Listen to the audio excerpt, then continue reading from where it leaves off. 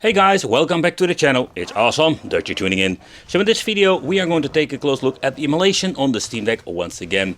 In my previous video I was quite negative, and the main reason is just because I was stubborn. I just wanted to install all of the applications myself, and there was a lot of stuff I could basically get to work. But when it comes to, let's say, emulation, and there was so much stuff that we need to install, I just gonna be honest, it was a freaking nightmare and I was quite negative. So in this video I wanted to do some testing. We're going to just talking about more emulation stuff on the Steam Deck because it runs pretty damn good now. And this device is capable of running a lot of stuff that we couldn't play before on cheap China handhelds. And that makes the Steam Deck quite interesting, if you ask me. So when it comes to the Steam OS and how everything looks and works, I personally really love it.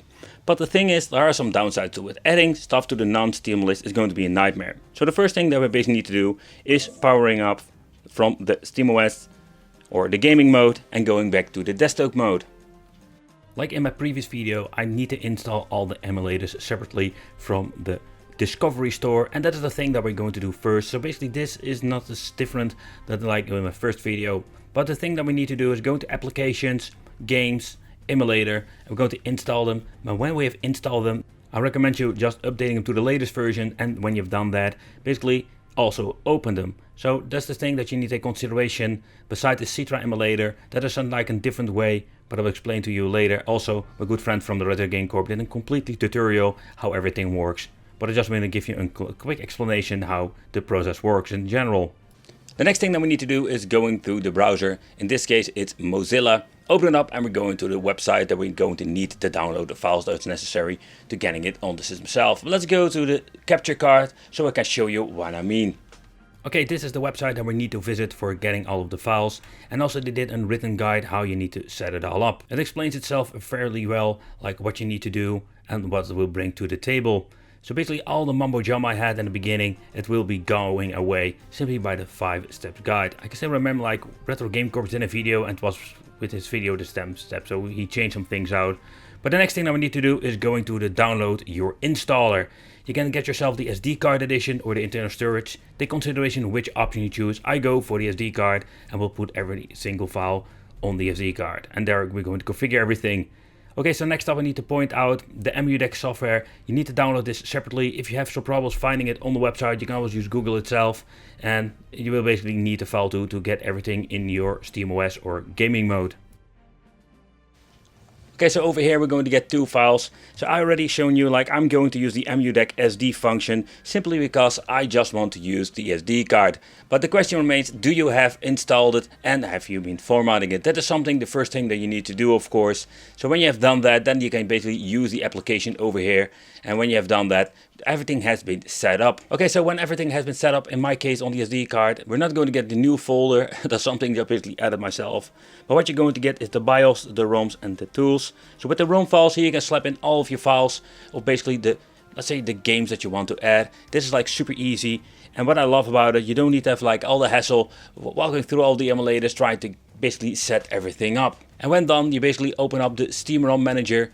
You're going to execute, and what you're going to do is going online, and there you're going to like get all of your games together. Like with the preview, you generate an app list, you will download all of your images, and that's it. Easy peasy, lemon squeezy. Okay, so when everything has been set up and everything seems to be working fine, you can go back to the gaming mode, and every single, let's say, game or application has been entered in your non-app list. This is like normally like a nightmare to set up, but this program makes it so much easier. But not besides the fact that it is going to be super easy, it's also the case that we basically like have like everything set up inside a folder, and everything looks very nice. Of course, there will always be like a small problem with some of the covers. Here we're going to get Cartoon Fighter. That's my Mugen game. I didn't set it up because the program didn't implement that. And here we're going to get Devil Kings. That's a game that somehow you need to mess around with the name file, or just basically add your own files to it. Here you can see like we're having Fighting Force 64, such a weird thing.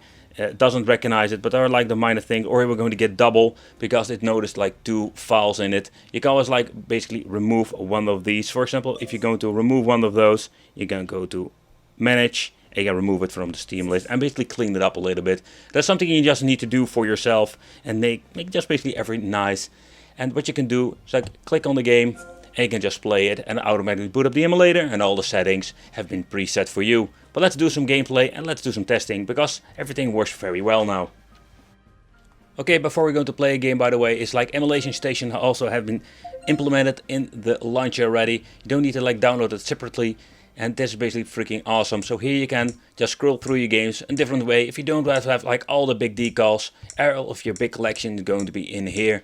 So the device itself is capable of running so much stuff, but I just want to focus on the high end, like I did before in my main review. And yeah, I will like show some 8-bit stuff just for fun, to show you how it will look. But in overall, the performance is the most interesting, of course, when you're looking at PlayStation Portable.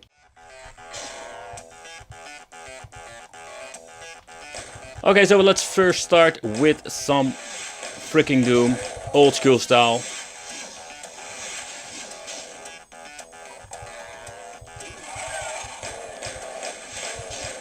I can't help myself, even if I have like a beefcake device like a Steam Deck, I always try to play some Doom. I love Doom. We're going to skip everything, and we're just going to the end. But if you want to go out of the game, you just press the Steam button, exit, confirm. The only downside is when you're using Emulation Station, I've noticed that it will go straight back to the basically this option, so you need to boot it up if you want to use Emulation Station again. So it's a little bit of a bummer, but that is, I think, not a big of an issue, but maybe you can fix it, or people just like it in general like that. But let's try some different games that are more demanding, of course, and let's have just some fun. Another not really demanding game, but I just really love this game. By the way, I love the soundtrack. I've played this game so much as a child, like absolutely crazy amount of time spent on this game. I love pinball, but this game is so fun. Another thing I love about it is they're using the old school filter, like you're still actually playing on an XL Game Boy. And also the side banners are amazing, are just freaking awesome. But you can see, like with the not really, like the basic games, it only draws around 7 watts. Alright guys, so next up let's play some 16-bit. I did notice like they didn't configure the analog stick for the people who just want to play with an analog stick, so it's not a big of a deal, but I just want to point it out. So I also use up around 7 watts. What I love about these old school games, they will use a lot of power, so you can play a lot and very long. My battery life is at 57%. I'm having like 3 hours plus to play, so that's quite a lot. And the music on these 2 tiny speakers on the Steam Deck are amazing.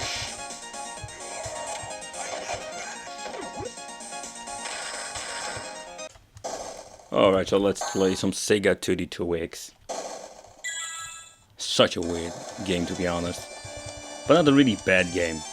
I always grew up with Tekken, so I basically skipped the franchise Virtual Fighter. I know, it's bad. It's bad of mine. I'm a big fan of fighting games, but I just skipped this. Recently I did play it on my Sega Saturn, and I personally really love part 2 with the system, or series. But I was of course not on the Sega 32X, and I got my ass whooped like always. Yep.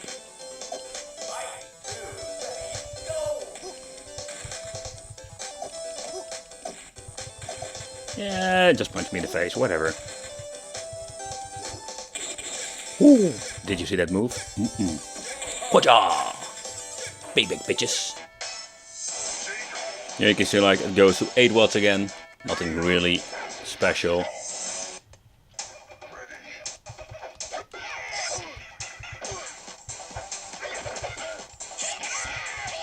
So where we have like these cheap handhelds from China, we have a lot of struggles. Of course, depends how you will set up the Steam Deck and what kind of emulator you're going to use. So you can see like the analog stick does work with this game. Oh, by the way, I'm a big noob at Killer Instinct. I have no idea what I'm doing here. Alright, that didn't go well. I'm like Chun-Li, you know. Cheesy win, absolutely. So this game always gives me so much trouble when it comes to, let's say, emulation on cheap devices. But when you're going to get a beefy device like in Steam Deck, it will run just fine without any hassle.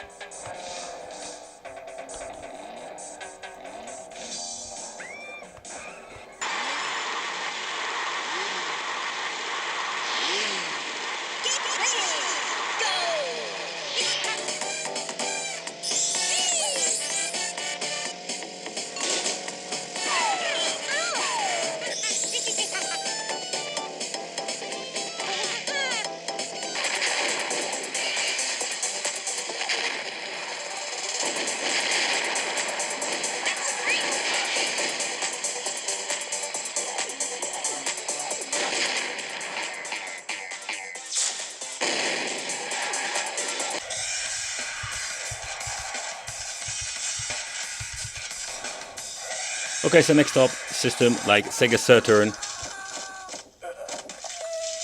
You do see them more often now on cheap devices, but like a Steam Deck, you can play basically without any hassle. We'll try a couple of games, or maybe one game, and later on I will do some extended testing.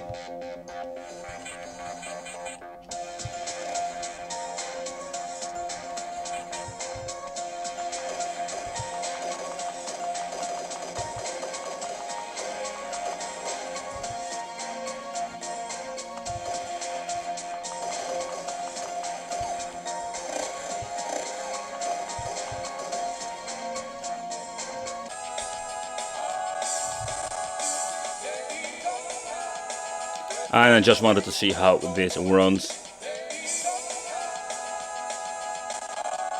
Ooh, some minor hiccups, but I was just really curious how a couple of games will run on the Sega Saturn.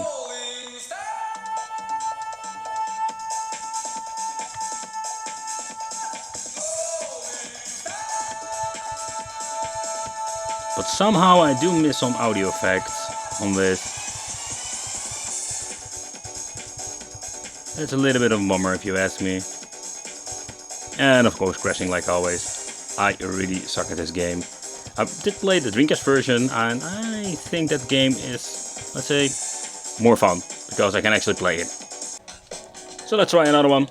We'll see if we will have any issues here. So the idea behind Sonic Air, it's quite interesting, but I never liked this game. It's such a weird experience. I'm more like Sonic the Hedgehog. It needs to be a two-dimensional game, and you just need to run.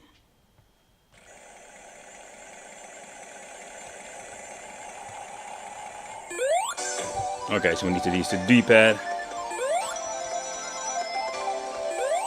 We do have sound effects and music in this game.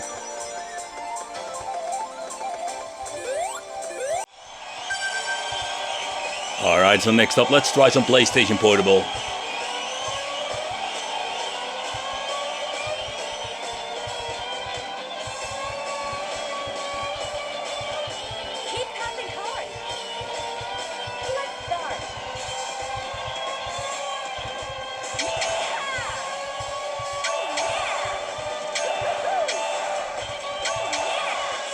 Oh crap.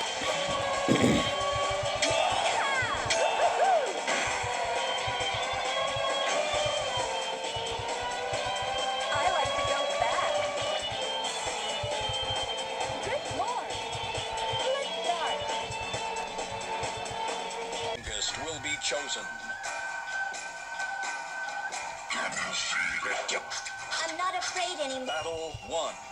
Fight.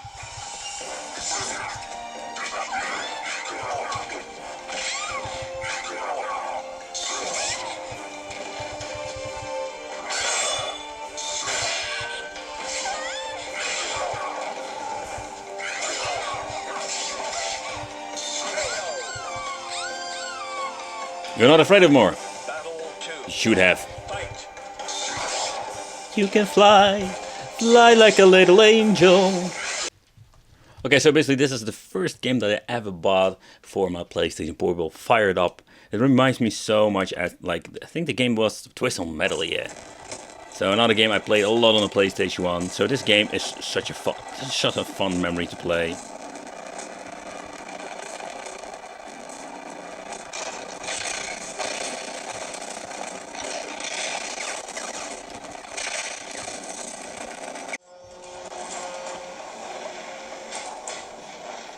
Of course, the ultimate benchmark is God of War. Personally, I really love this game. We had so many issues. This game was basically unplayable on most devices. I don't mean like the most devices, like a normal PSP emulator from Embernick. They had a lot of issues, or you need to put in a lot of tweaks. But this game runs just fine, as you can see. Pulls around to 9.3, 9.4 watts, 9.6 from the battery. 9.7, 9.8. Ooh. But of course, it's a more demanding game.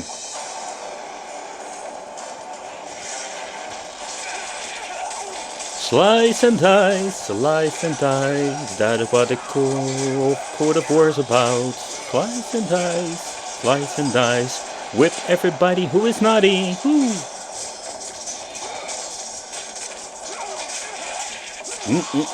You are naughty too.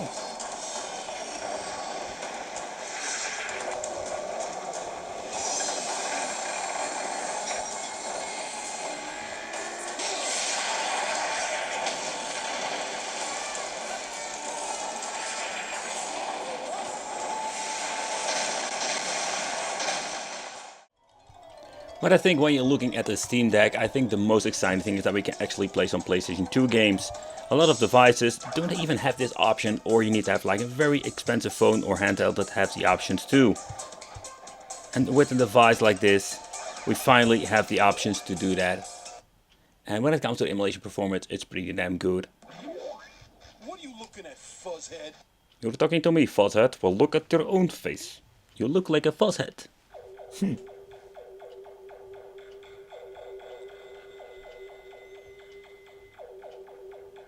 Just want to give you an idea how long the loading times are. They are not significant, let's say, shorter, but you can just use both the D-pad and the analog stick.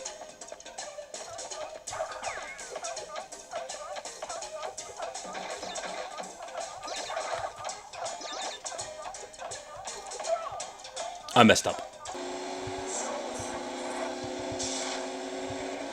I'm always finding this such a weird game, like the graphics and how it plays.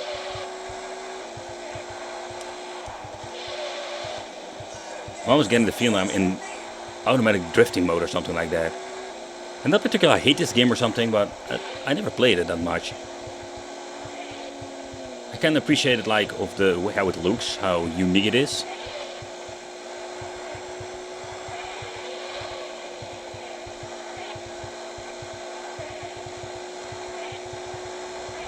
So besides PlayStation Portable and PlayStation 2, we can also play some GameCube and Wii games on this device. It's pretty damn awesome. Take consideration as I'm making this video, it's still an early phase. But in other words, this thing has the option to play GameCube, and I think it's pretty damn awesome.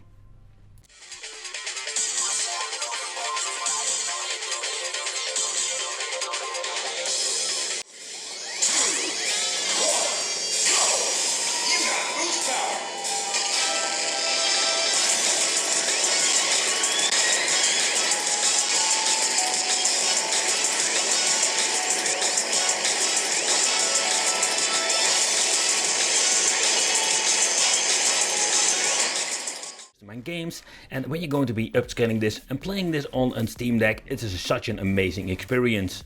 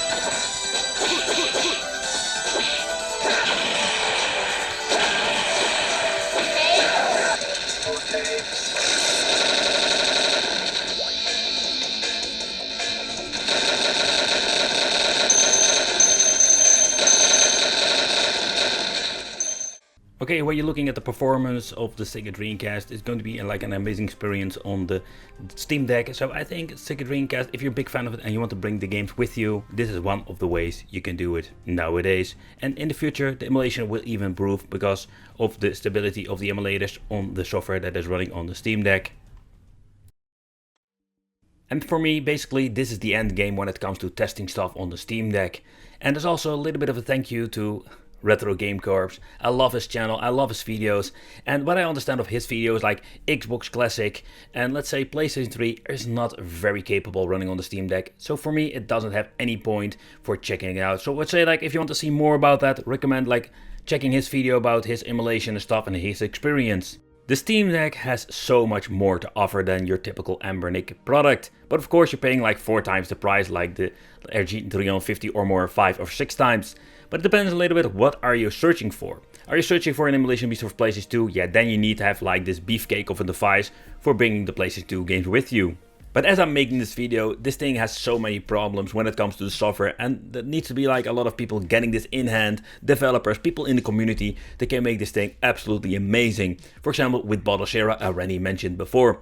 But for now, I just want to give my honest opinion and my experience I had with the Steam Deck when it comes to setting everything up and yeah, when it comes to emulation performance. So despite it is not perfect when it comes to PlayStation 3, Xbox Classic, but maybe in the future, let's say a year later from now, these things will become better and better and better because there are so many people working on the emulators and everything that goes around it. Yeah, let me know in the comments what do you think of this. And yeah, I want to thank you for watching. Consider subscribing, hit the little bell, become on the Wicked family, and I will see you in the next video.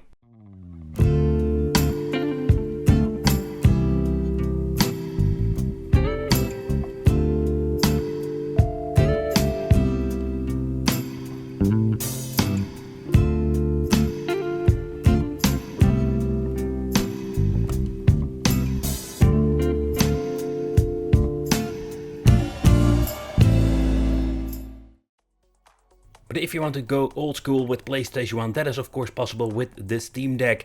And because of the power of the device, we can even upscale it in better resolutions or higher resolution, so it looks even better than your typical Embernic handheld.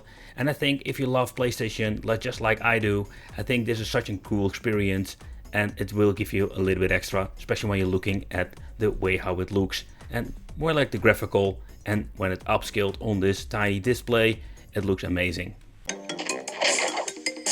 What have I got?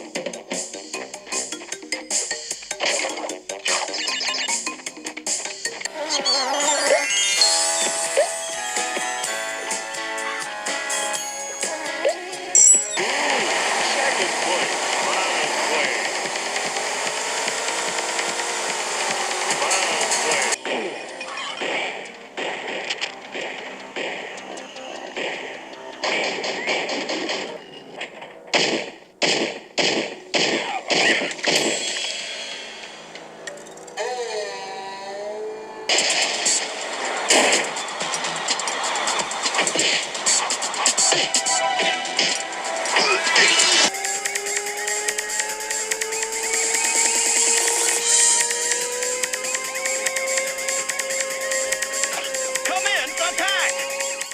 Now when you're looking at the performance of the Steam Deck, even this thing is in early phases.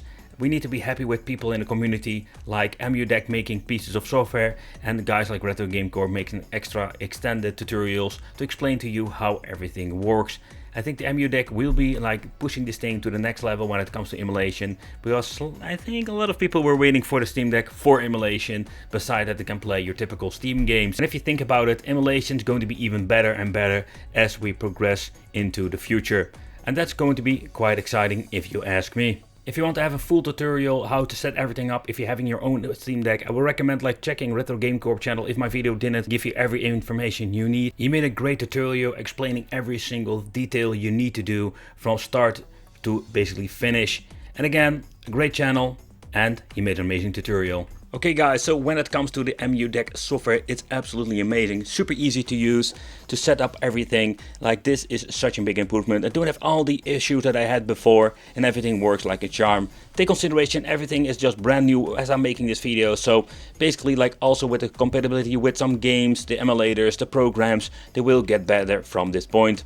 Let me know in the comments what you think of the Steam Deck. Would this something you would consider picking up? But thank you for watching. Consider subscribing, hit that little bell, become one of the Wicked family, and we'll see you in the next video.